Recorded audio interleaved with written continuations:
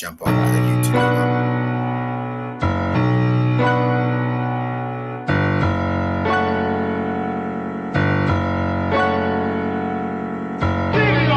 Upstart Sooners of Oklahoma at 12-0 and still looking for respect nationwide.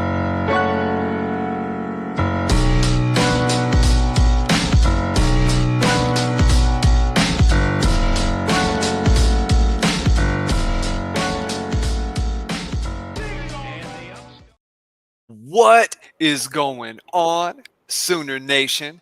Thank you all for tuning in to another episode of the Barry and Mac Show. As always, myself, Barry, personal trainer, sports forms coach out of Tulsa, Oklahoma, and alongside me, former Sooner wide receiver, 2000 national champ, Mr. Damian Mackey. How are we doing tonight, D-Mac? What's going on, brother? Doing well. Shout out to those of you guys who tapped in for our quarterback and running back. Appreciate you guys showing support, showing love. We're back in the wheelhouse now, talking to Parker and Brandon about what we're going to be doing this upcoming season. I'm locking in, man. I'm ready to get to work. Obviously, today we heard some same news as usual and on the recruiting side of the game, but that's not our space, so we're not going to really go too deep into that except to say they better get their shit together. This is a season we got to win games. I think winning games is going to help us win some of those recruiting battles. But for now, let's talk fall camp. Let's talk about position groups, because I do think we got the Jimmys and Joes as it relates to this season. So long as we stay healthy, that'll get us to the where we need to be at the end of the season. Absolutely, man. And tonight, folks, we're going to be talking about the secondary. So it's going to be cornerbacks, safeties, and talking to D-Mac pre-show and around this, we're also going to include Cheetah. Even though it's considered that linebacker spot, it's very important in the grand scheme of what Oklahoma likes to do when it comes to coverage, when it comes to pressures, how they bring stuff from that third level. So we're going to include that also, because things get interesting with what they're doing with a couple of guys, and we're going to talk about that as the show progresses. But first, I want to let everybody know this show is brought to you by OU Insider, OUinsider.com. Go over there, get yourself a membership, grab it today. If you want to know about news on the recruiting front, be in tune with everything going on in fall camp. That is the spot. D-Mac, safeties, cornerbacks, Cheetah. It's a spot where OU returns some veteran presence. Maybe some of the more veteran presence on the defense, right? Save some of your younger, kind of younger, older talent along that defensive line and like one or two seniors up there. But in the secondary, OU brings back some very talented guys, but I think it's the newcomers that have a lot of people excited. It's players who I was shouting out, early on the recruiting trail, and guys who I thought, from my standpoint, evaluated real well. Guys like Cortland Guillory, players like Reggie Powers, players like Jaden Hardy.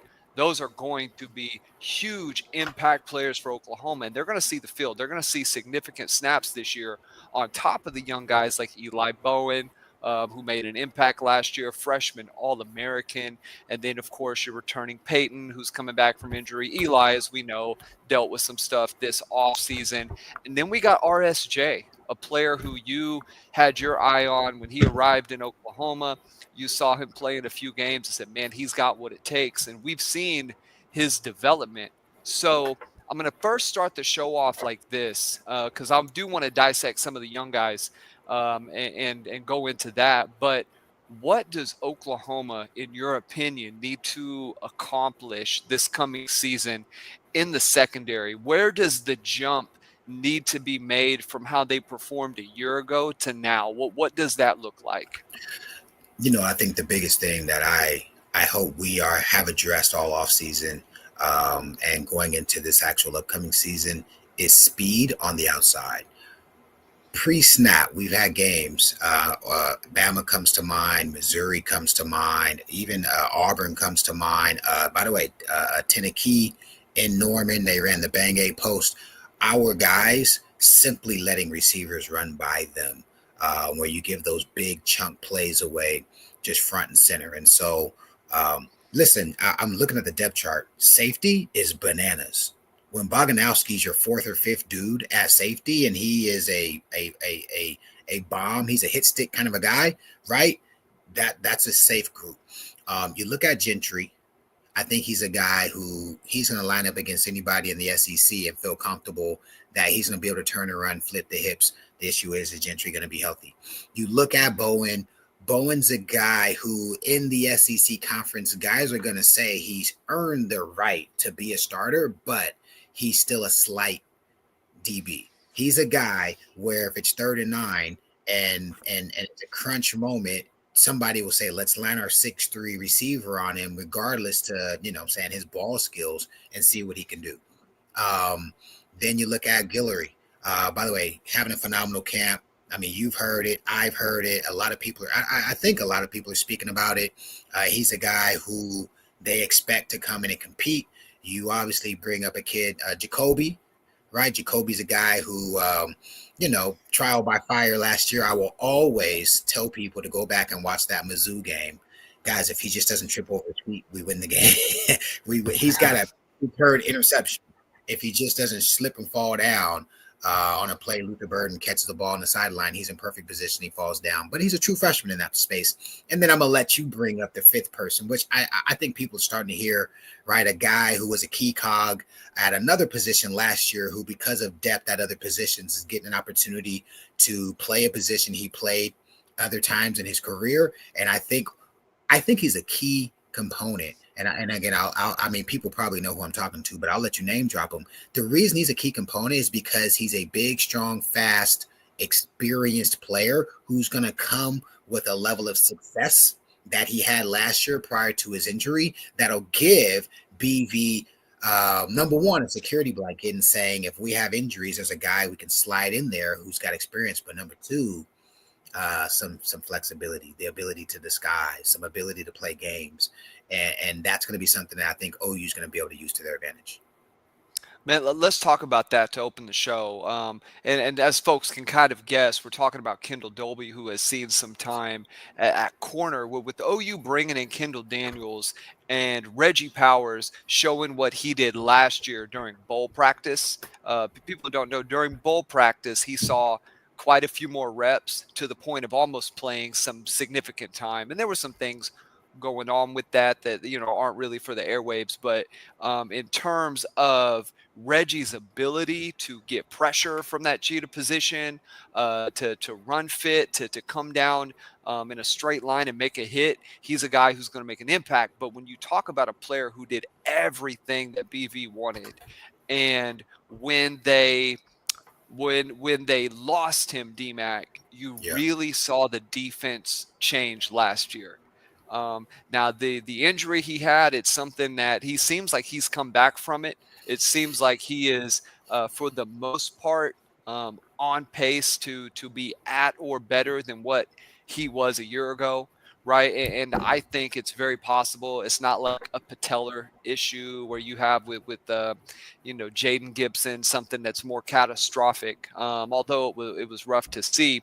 At the end of the day, it's not such a hard thing to come back from in that respect. It's pretty linear in terms of the progression. But what I want to get from you is you got Daniels, who was a long, athletic football player, man, who gives OU some ability out in coverage for Oklahoma State. He did a lot in that respect. He also got downhill a little bit, but his length, he was almost what OU wishes Dason could have been for Oklahoma State.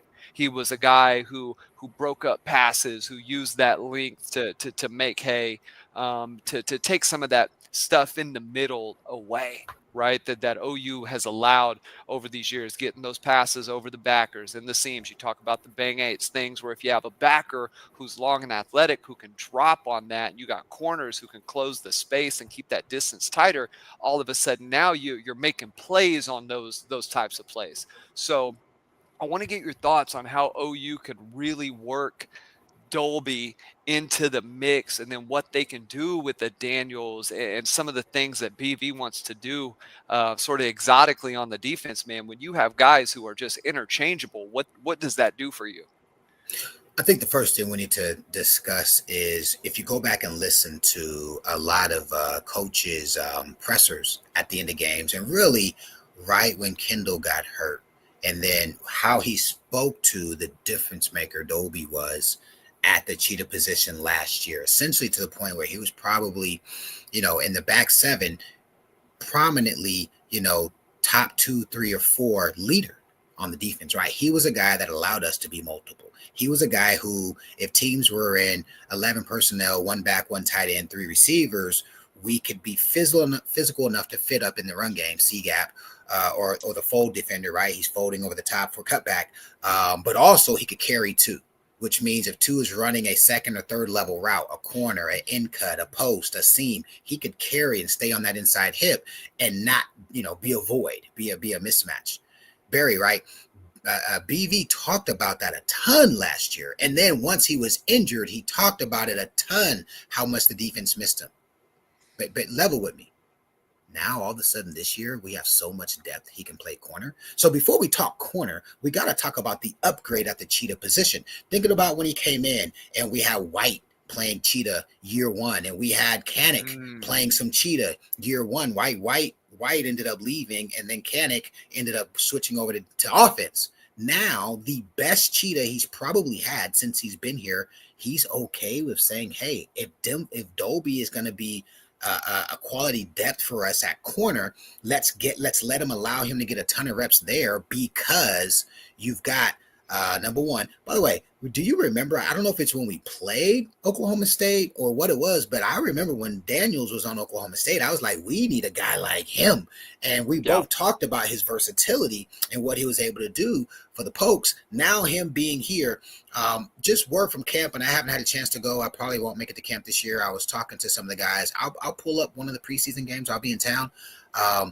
But Kendall Daniels is the most imposing second level defender we have on the team. I'm talking about, you're talking about the backers, you're talking about the stand-ups, you're talking about the cheetahs. Like, the dude is big, strong, and long, and he can flip his hips. I don't want to start talking about all-time greats and guys who did it at a supreme level at OU or at Clemson, but from what I'm hearing, Daniels is a guy who offers that form of versatility that says, I'm a mismatch in the run game. Right? Run at me, I dare you. Or run away from me. Don't do that, because he'll catch everything backside. But I also can turn and run, and I can cover the corner. I also can be physical with a slot receiver and jam his ass so he can't get up the seam. Right? I also have enough awareness to jump in the hole, and somebody runs an ugly dig from across the formation, I can sink and get into it. If Kendall can do that, we're in trouble. But I think the other thing we need to speak to is a guy you've talked to just as long as I talked about RSJ, well, which is one recruiting class after him, which is Powers. You've been talking about Powers going into 3 years and some of the things he offers. In fact, I remember you brought him up, I want to say last fall camp, and people were laughing about it in the Zoom chat or the chat box. Like, the kids, But here we are, a couple, a camp or two later. Listen, guys, we've got our I hope I don't get in trouble for saying this, but like, we got our hands on some film. We've actually watched real team film, and Powers is balling. Good on good, Powers is balling. And so to see him, Barry and I were kind of looking at some stuff, and he's like, Mac, what do you see? And so we're discussing that whole defender. And obviously, Roy was a person who really created the position, the hybrid backer, what they call, quote unquote, the Roy backer. And you could see Powers in film on the two receiver side, at the snap of the ball, plugging the C gap, getting out into the flats, sinking into the hole. They throw the ball. He's there when the ball gets there. Boom. Like, he's showing traits and attributes that he's a guy. And how big is he, by the way? How big would you say he is? I want to say 6'1" ish. Is he 6'1"? He's like, I think he's 6'1". Okay. With shoes on for sure. I saw him standing next to who was it? Jaden Hardy, and I think he's a little taller than Hardy. Who's Jaden's a 5'11" guy. Jaden Hardy's a 5'11" guy. Yeah. Who, by the way, when we talk safeties, we bring him up. Yes, yeah. Jaden Hardy is a man out there in terms of defense. Not the biggest guy on the field, but that'll be interesting to talk about. But Reggie is a guy who, that when I saw him on film, I said he is a BV type player, in that, man, he closes the distance so fast, and you could tell that that's what OU wanted. Like, and I'm not like name dropping here, but when you go back and talk about defenses that struggled, it might have been guys who ran okay 40s, but man, that 5 to 10 yards, they could not get out of their hips and make a Instinct. play. Yep. Yes, it is seeing and reacting. And OU, the reason the defense in the secondary has got better is you got guys who can just do that, who can get out of their hips, and Powers is that. You got Hardy, who is that. RSJ, who we saw 2-3 years ago now, who is absolutely that. So I think OU at the cheetah position, with what they can do flexibility wise now, it'll be interesting to see what do they do on first and second down. What do they do on third down? How do they handle goal line, right? Do they use one of those guys like a Daniels? Is he an extra backer? Is he the guy that comes in? Is Powers the guy that comes in? Do they put Daniels out on the edge like they did a Hey, let me little say bit with this. Dason? Go Let ahead. me say this. If you remember 2 years ago, they would bring Kip in when he wasn't a starter, and he was that goal line backer because he was kind of the hybrid good athlete, and he made a key play. I want to say that the OU Texas game we won 2 seasons ago, he made a key play on that goal line stand that we got, being that extra guy. I wouldn't be surprised if you see Power, because what they're going to generally do, if they go tight, a corner's going to come off. And you want to have a Powers, a Daniels, right? A guy who can physically enough get into that C gap or contain, get on that edge, but also turn and run if they do some type of action and you've got an over-under coming, right? You got a tight end coming under the formation, one coming over, and maybe a dick route behind it or something like that.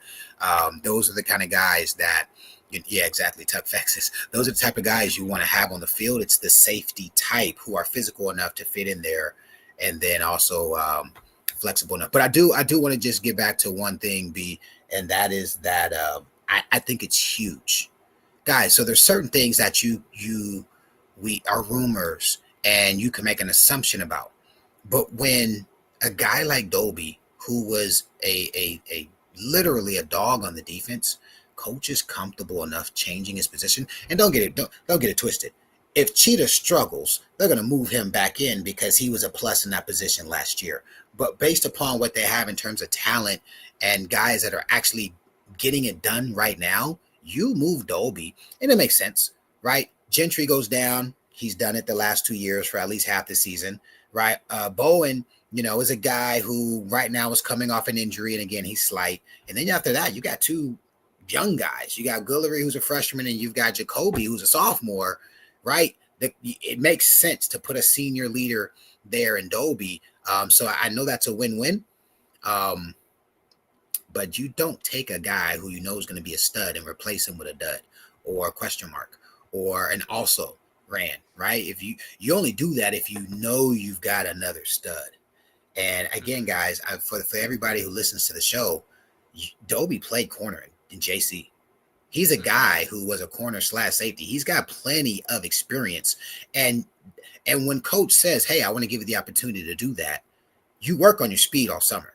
Or when coach says, hey, let me give you an example. Antonio Perkins played receiver for us his first year. Abe, shout out to Abe Perk.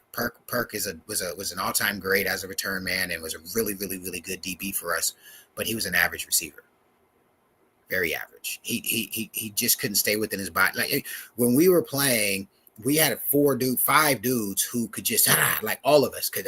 We're here or there, right? Like it was a really good combination. Perk wasn't that guy. Long speed. He had good shakes, clearly, but he wasn't a guy that if he had to run a stick, he had to run a curl, he had to run a dig. It took him an extra step or 2 to get into his breaks. But when coach said, "Hey, we'll move you to corner," corners' times were always 1 second faster than ours, right? Mike always wanted the corners. If we were running a 12, he wanted them to have an 11. If we had 15, he wanted them to have 14. And so we quickly saw that Perk came in and ran 4.4. When freshmen come in, generally the guys who run, they ran 4.4. They run a 4.6, a 4.68, a 4.65, maybe like a 4.59. You know what I'm saying? Just because some coach, got them excited. Nice with the clock. Yeah. And Perk came in and jumped 38 and a half. Kirk came in like, okay, this kid can go. This kid can go. Um, he got on that defensive side of the ball, and he knew most often he only had to flip his hips once, and worst case scenario, flip his hips twice, and he knew he could run with just about anybody. You right? Perk took that summer and said, okay, let me get very clear on how to do my job. If Dolby had summer to really focus on corner, right, where the slot defender or the nickelback or whatever you want to call that whole guy has a lot of read and reacting to do. Corner is more so I'm inside out, I'm head up, I'm three off, I'm man, five off, I could be zone, right? Could be a hard corner. Seven, I'm pretty much zone, or I'm true off man, eyes on the quarterback until for quick game, and then I'm eyes on receiver. Other than that, you're turning and running.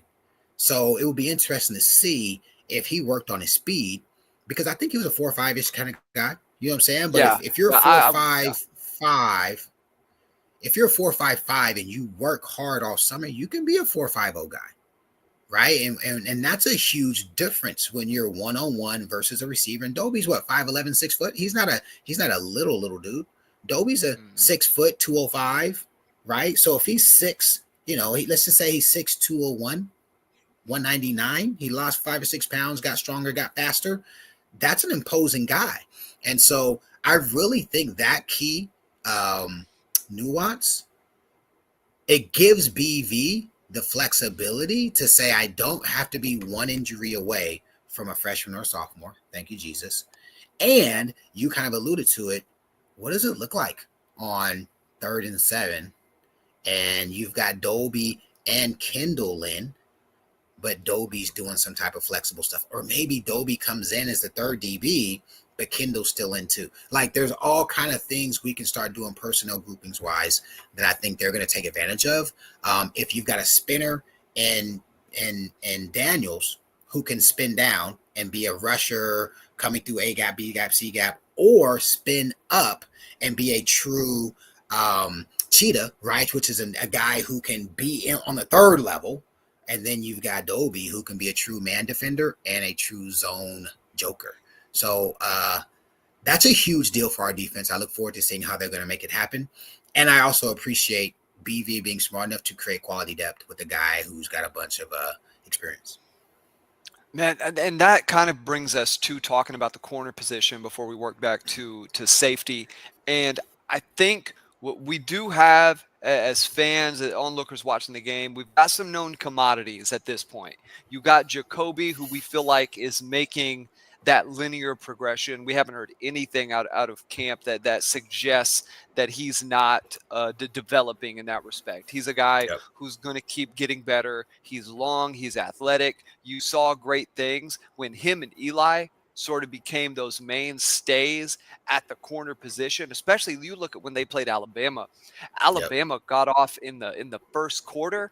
Man, once they settled down and stopped reacting so hard and biting on some of the run look that Alabama was bringing, and just played more disciplined football. OU dominated that game defensively, and part of that was coverage in the secondary. Milroe had nowhere to go with the football for a lot of that game. But I want to talk about the unknown commodity, a guy like a Cortland Guillory who comes Yep. in there, who is, man, I saw a video today. He is a player who I made an X post. Maturity, both mentally as well as physically.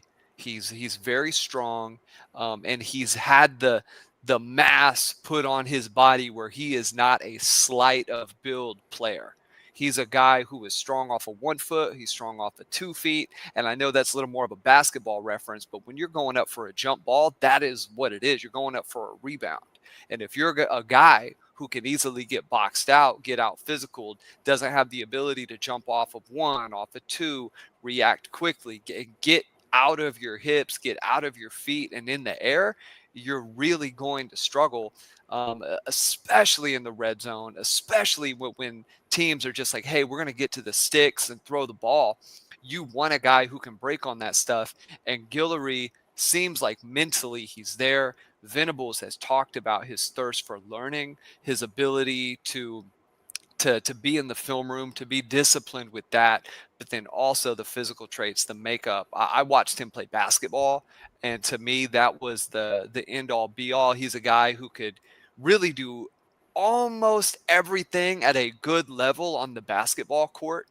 And when you see a guy like that who's a good all-around athlete and has that kind of build, a lot of times they make good defensive backs. They're players who are really good when the ball is in the air. They're good at timing distance, they're good at understanding separation and what they need to do in space and how to close or create space to sort of feign a receiver into thinking they got something, or feigning a quarterback into thinking they have something. And that's where you get picks, you actually make plays, right? So with Guillory and his development, and then talking about a player like an Eli Bowen who came on a year ago, what does it take to ensure that those guys aren't absolute vulnerable pieces when it comes to them playing SEC football? But what is that going to look like as fall camp continues to ensue? And obviously, when you move Dolby over to corner, you're kind of saying we don't want the young guys to have to play. But if they do have to play, DMAC, how does it need to shake out for them to have success and not just be totally kicked to the curb and down like a sad puppy? Can I make a hot take? Let's go. Can I make a hot take? We've done well with these, B. If people go back, like your hot take with RMT, you know what I'm saying? Like the hot take. How about the hot take I had about Kip and RSJ when we got our asses kicked by Texas 3 years ago? And I said, those two dudes pop. You like, Mackie, who popped? I said, those two. Here's a hot take. You ready? By the way, we have like 3 people because it's midnight in Oklahoma. This is a hot take. Listen, here's what I know about freshmen. When freshman corners are talked about, and we'll see in the next 7-8 days, right? This is the part of camp where you're giving a bunch of pups an opportunity, and those who bite a little bit, you want to kind of talk them up to see if they can hang. But the next 5 to 7 days is when it's really going to turn into a grind, and if the 18-year-old body can really hang. Again, Derek Strait comes to mind. D Strait's, he was a red shirt, but that camp, he just started to make a name for himself, and it was very apparent. Mark Clayton comes to mind. Antoine, true freshman. Like, Twan came out the gates, and then week 2 was ascending. If Guillory has another good week, from what I'm being told, he's the prototype. He's a Gentry 2.0, is essentially meaning, I don't know that they're the exact athleticism per se. I know Gentry's a guy who's extremely fast and explosive, but Guillory is a guy who's long. He's lean and long. And you said this, and this is very important for corners. He's strong hands, strong in the hips. So he's not going to get knocked off his position. And that's what D Strait was money. It was very difficult to move him. Here's my hot take. Assuming Gentry stays healthy, Dolby is quality depth. Guillory is a guy they can depend on. I guarantee you they bump Eli inside. You bump Eli inside, there's no pre-snap player to pick on. It resonates to me like Dolby. Dolby is not your prototype cheetah for the sake of what our cheetah is supposed to look like. Dolby just got the freaking job done. You know what I'm saying? Dolby was just a dog. Dolby's a guy. He saw a run. He's filling it. He's filling the alley. Dolby's a guy. Turn a run. He's turning and he's undercutting that quick out. Right. But in the grand scheme of what is my prototypical cheetah supposed to look like, Dolby was essentially a safety / corner playing cheetah. But 3, baby. He asked about my notches. Yeah. Big head. He gonna get distracted me. Let me stop. My ADHD will kick in. If they have the depth they want, guys, go back and watch Eli's film in high school. Go back and watch Eli's IQ as a true freshman. Eli is a guy who diagnoses the field fast, which puts him in position. Even the plays Eli got beat on, he's right there. Put a 6-foot long arm dude at one corner. Put a 6'1" long arm dude. You're talking about Guillory. You're talking about Gentry, right? By the way, Jacoby's 6'1", 195. And Eli is a guy who can have that flexibility to be an inside slash outside guy. But now when he's inside and he's carrying, which means he has safety help over the top in most instances, right? And Eli's physical in the run game. I'm here to tell you, I guarantee they don't want their starting DB in the SEC to be 5'9", 184. I guarantee it. That's taking nothing away from him, but that is his body type. It is what it is. Unless he has a growth spurt and grows another inch and a half, longer arms and longer legs, any team in the SEC, when it's a money down, they're going to pick their biggest, strongest, fastest dude, and they're going to say, hey, I know the kid's tough. He's a sharp kid, but there's film of people beating him simply by out physicaling him. Granted, he's an 18-year-old kid last year, but to put him in the best position, hot take, right? And this is a compounding effect of people like Guillory coming in. And again, guys, I'm blowing my wad, assuming he's going to do something that we have no idea if he can even do it for another week. He's done it for a solid week. He's gotten props for doing it. Let's see if he can do it again. All I'm saying is, if Kendall Daniels and Reggie Powers is as good as they are, we have the flexibility to move Kendall Dobie to a position where we can add quality depth. If Guillory, Dobie, and Gentry stays healthy, and don't forget a Jacoby, you have the flexibility to take a young Bowen and say, hey, let's put you in a position of strength now. Obviously, you're not going to put him in there, first and 10, and they're running up, the weak C gap. That's his gap. But it's 3rd and 9. 1st and 10, he's playing outside. 3rd and 9, he bumps inside. Oh, that gives them flexibility to do a lot of things. And I just say, in football, you don't want to have any pre-snap mismatches. And we watched the Mizzou game. I think he gave up a TD in later in the game. I think he gave it up to our old kid who transferred out. We gave it up to one of those guys. He's in perfect position. He just gets out jumped by 1.5 inches and he catches in the back of the end zone. And it's a touchdown, right? I think the play that should have been a touchdown, that whole weird play where they lined up all sides or they line up in some weird formation against Bama and they throw the ball to the freshman and we get saved by whatever the penalty they call. He's in perfect position. He just gets out athleted by 1 inch or so and the pup for Bama catches the ball. Put him in that inside position and have safety help. Put him in that inside position and going against a third receiver. He could be an All-American. What's the guy from Kansas City, the Chiefs? Their slot guy McDuffie. His name's McDuffie. I believe his name's McDuffie, McKenzie something. And they KC fans. That guy was a regular DB playing on the outside. They moved him into the slot. He's the best slot corner in the NFL. And that's the attributes that Eli possesses that makes him a really good ball player is his IQ, his instincts, all right, and his ability to stay on your hip. And by the way, those are 3 of the best attributes to have. He's just simply is a 5'9", 180-pound dude, which means going up against a 6'3", 212-pound girthy outside X type receiver, right? Yeah. There are going to just be natural mismatches. So hot take is it'll be interesting to see how the corner position continues to ascend. And if Eli, I'm not saying he gets demoted because he's a guy on 1st and 10 can handle business, but on a 3rd and 8 sub-package defense, if he bumps inside, if they've got the depth outside to keep a longer guy on the field with him.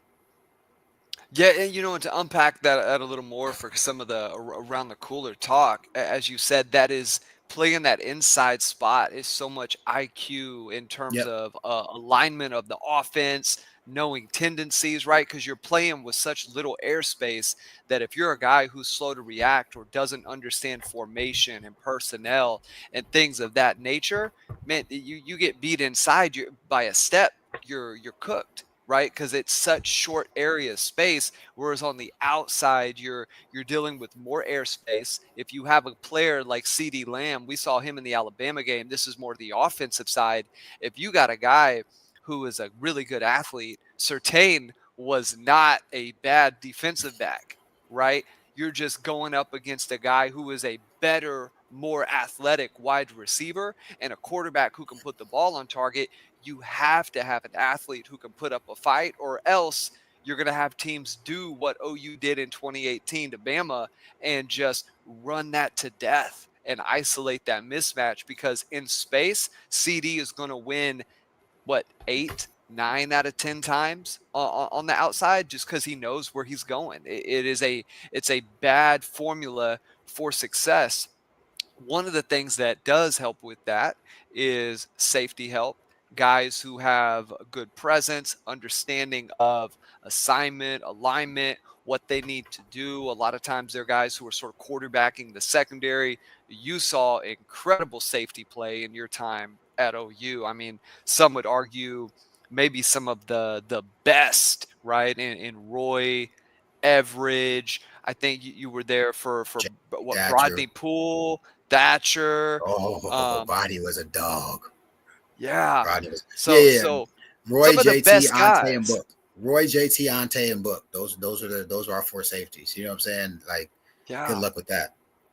So you know what it looks like. You know what elite safety play has to be when you see RSJ, you see Peyton, and then now you see a player who we've been hearing about really since a year ago, but it was spring, guys, when he came on, and that's Jaden Hardy. And what we've Yeah, heard about him is athletically, he isn't the most imposing, but kind of in the same vein as an Eli Bowen and in some respect a Dolby, he just has a nose for the football. He knows how to get to the ball, and he's a player who plays with such aggression and such conviction. Like when you watch him play and you see him make a decision, he is so decisive, and in a straight line, he is on a beat doing what he needs to do. He's a guy who's the first player to get in, to get a rep, right? He's the first guy in line. He's a guy who the coaches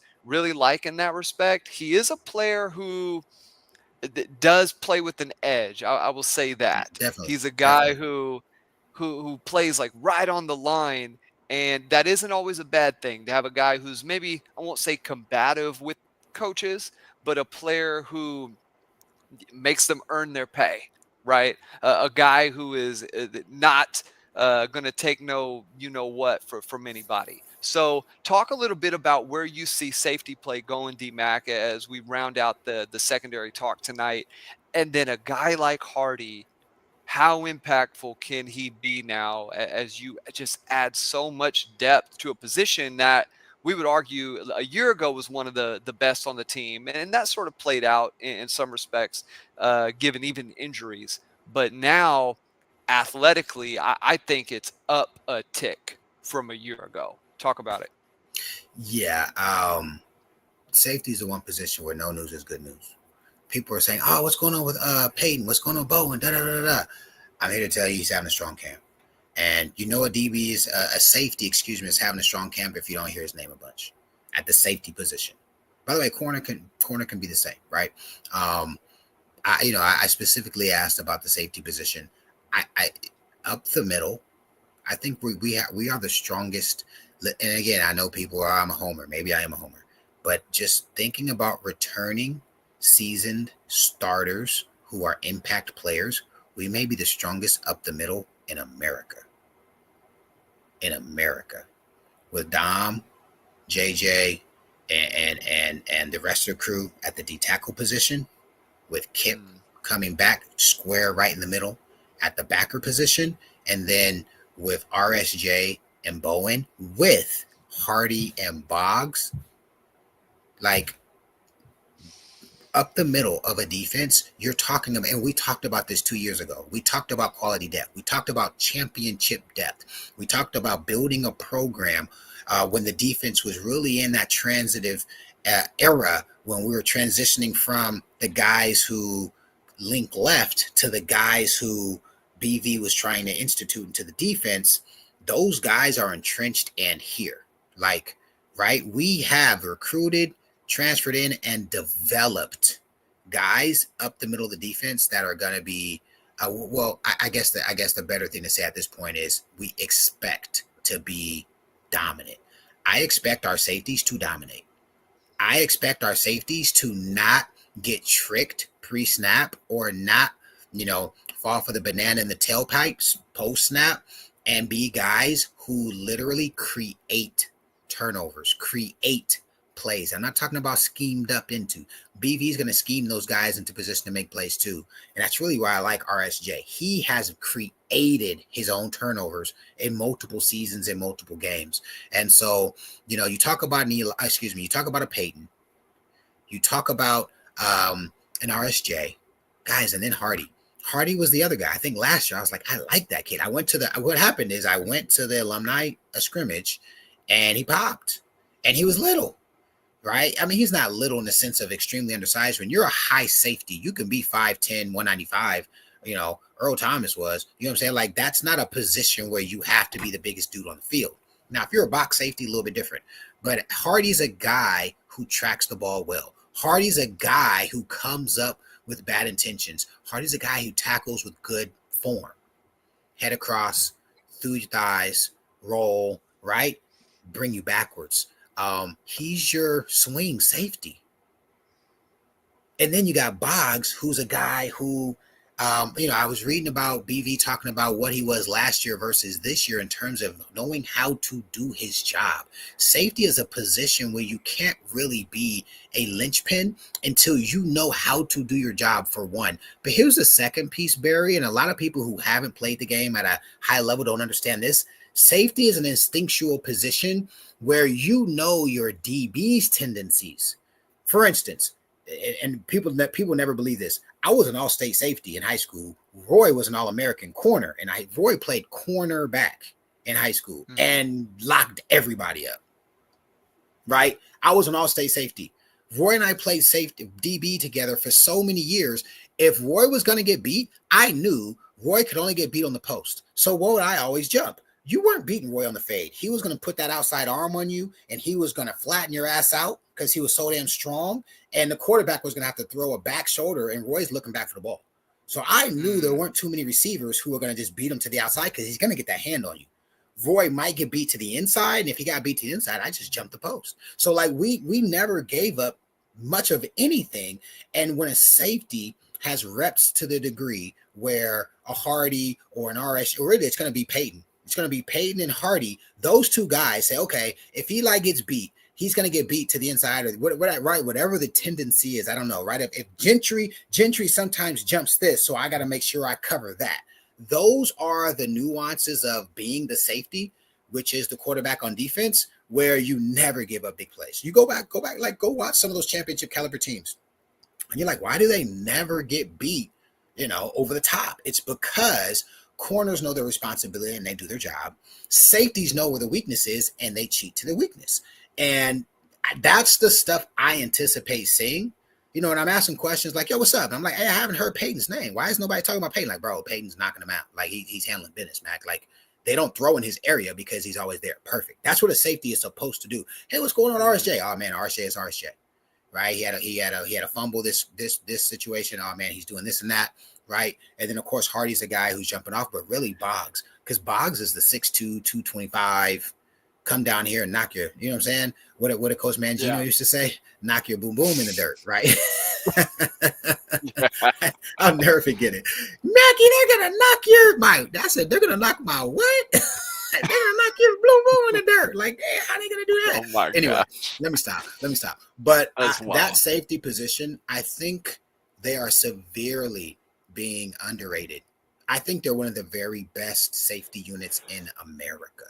And so, and I got to say this because we haven't said it all night, and I'm surprised we haven't. Our D-line is going to make our secondary look twice as good. Barry, we saw some film. Holy shit. That's all I can say to you guys. I saw some film, good on good. And yes, the O-line, we got some injuries, but I'm just telling you, they're coming. Like, they're mother-sucking coming. I was like, whoa. So I think having that defensive line who's going to put us on, third and long, second and long, and the DBs are going to know quarterbacks are going to be on a stopwatch, it's going to put us in position to make a lot of plays. Yeah, and that we'll sort of end the discussion right there tonight, D-Mac, as we get a chance to get out of here. We'll keep analyzing these positions. Next, we're going to work back to the offense, take a look at receiver, take a look at tight end. I'm curious to hear what you think about some of the young players at the receiver position. But, one thing I do want to highlight real quick before we get out of here, was the Clemson's progression on defense, and not to just continue to draw comparisons there because it's such a different era that you're Yep. playing in now. Even when Yep. Clemson was really Yep. good Different when they game. first made the playoff, it's a different game. But I will say this: the things that Venables needed to improve on their defense, third down defense, tackles for loss, not allowing big plays. Once they got to that 2014, 2015 defense, like even in 2015, they actually lost a little bit depth wise and they dropped just a hair, but the offense elevated. You started to see the makings of a championship caliber program, and OU. We feel looking at the defense, which is what they've been missing that for years, and now you may have an offense that is caught up from since Gabriel left. You're on the cusp of winning some games. So DMAC, as always, closing out the show, just closing thoughts on the defense as a whole, safety spot, and then where we're going to take this thing with the wide receiver tight end room on our next episode. Yeah. Our defense is gonna, those guys stay healthy, those guys stay fired up, they're gonna play well. Um, you know, we have a group that has earned the right to like if they don't come out this season with if they don't come out against Michigan, and I'm not talking about that hot dog BS that we did the late teen years where they were sharks until they got beat 10 times by Tech or whatever for touchdowns, or West Virginia. Come on, man. There's a game or West Virginia. I'm not even talking about the game with the kid who got like 1,000 yards in one night. I'm talking about some other games where West Virginia just bumping her head on the goalpost, running skinny posts. But I believe this is a defense where those guys deserve to walk around with their chest out and be an imposing defense. And so that's what I aim to see. That's what I hope to see. I look forward to this group really dominating and being, a bully. I will say people are asking about Gross pick Florida. Very, very disappointing to see a kid who supposedly was supposed to be in the bag for such a long period of time. I will say this though, guys, what we did last year really hurt us in recruiting. If we get off to a 5-0 start, that Michigan game being very important, that Auburn game being equally important earlier on in the schedule, we win those two games along with the cupcakes we're supposed to win. OU has a team good enough fielding this year, assuming we stay healthy and that O-line gels the way we think it can, to put up 10, 11 wins. And when that happens, the floodgates open. And so I'm not getting too caught up in recruiting for the sake of the years to come, just because, to Barry's point, if this were 2015 and we're trying to stockpile talent the way Clemson used to, and the way Bama used to, and the way UGA did 4 or 5 recruiting cycles ago, yep, we're in big trouble. But that's just not the game anymore. It's just not the game anymore. The ability to find an area of need and say, hey, we've got material potentially coming back, and whatever the receiver room, Burks leaves, and one of whatever, a couple of guys go, you can go pick 2 or 3 dudes, especially if you've got momentum on your side. And so really going to be important for us to get off to a hot start. Really going to be important for us to win that Michigan game. That's a big, I think Brandon Drum said it's probably the biggest game of the decade in terms of optics for OU. And I tend to agree. It's like that Ohio State game, Baker's year, right? When we went to Ohio State and whooped that ass and he put that flag in the field, everybody was like, oh, snap, Oklahoma's back. We find a way to win this game, or really, I think we can just beat them. Michigan comes to town and we let them know you're not on our level. You know what I'm saying? America, wake up. The interlocked OU is back. You'll start to see recruits flip and flop because no one's loyal. Like, it's not like, you feel me? Like, dude, Mateer just left the school that he loved because it was a better opportunity here. The loyalty aspect of the game is over. It's a business decision. It's economics, and it's who's the hot hand. So the recruiting piece, it hurts, but I don't take it near as personal as I used to take it. Even just 4 cycles ago. It is what it is. We got to win games. We win games, we'll be okay. And then you look on the opposite side of that. Florida is a team who, at the end of the year, they finished strong. They had some good looks in some of the games. Like it is kind of both sides of the coin. But you're right; it's a different game. You're talking about a guy who may or may not see the field. Now, if you bring in 15 players in a recruiting cycle, what, 5 of them are going to be players who hang around and have an impact, Yeah. right? So it's different football, man. It's full on free agency with, Yeah. with now slightly longer term contracts, but one one of the things that is going to be long terms, that's this show all season, guys. We are bringing you the heat as often as we can. We do kind of have a schedule. We're going to be doing 2 shows a week. But if you don't catch the live, guys, just watch it when it goes back up. That's how most of our views are. We don't really butter the bread on the live. It's putting this thing out for you guys to be able to see it. But we do appreciate the interaction that we get when we run a live show, and some of the comments help move the show along and add some levity to otherwise serious points at times. But DMAC, want to make sure to tell everybody that go follow us on Instagram at the Barry and Mac Show. Follow us on X at Barry and Mac SHW. Follow Damian on Instagram at Dame That Dude. Me at BWise Fitness, letter BWISE Fitness, and on X, DMac is D_Mac13. Chuck, you And cracking go me over to up. OU. Yeah, go over to OU No, Insider, guys. Get yourself a membership there. So, uh, Chuck, man, but we got some good, loyal listeners. And to all of you loyal listeners, thank you all for tuning in today. We will see you soon.